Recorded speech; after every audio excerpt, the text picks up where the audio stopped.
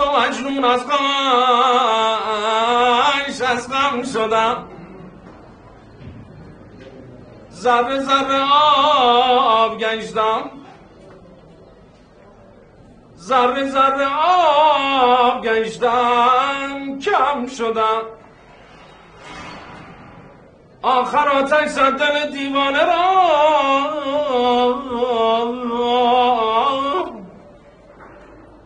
سوخت این پروانه را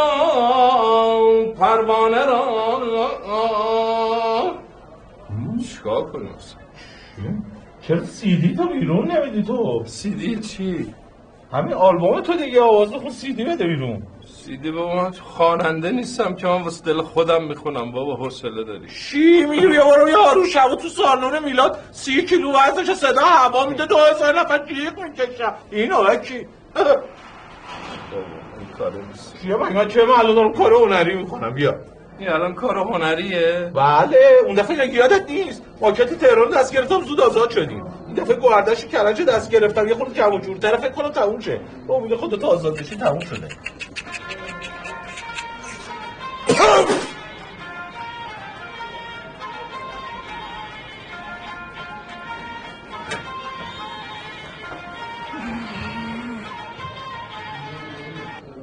الو جانم نه من الان خارجم همین الان رسیدم فرودگاه دیترویت آره فدات شم نه این صدا من مال چیزه از فریشاب یه کاپوچینو خوردم یه خورده صدام گرفته خاک تو اون سرتون کنم بابا یه 2 روز ما دسترس نبودیم ما آره زدین بازار به گند کشیدیم آره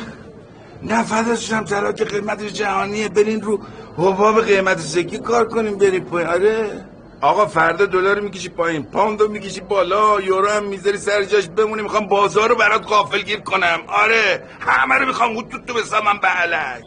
گم شبینم یه رو خط میس بندد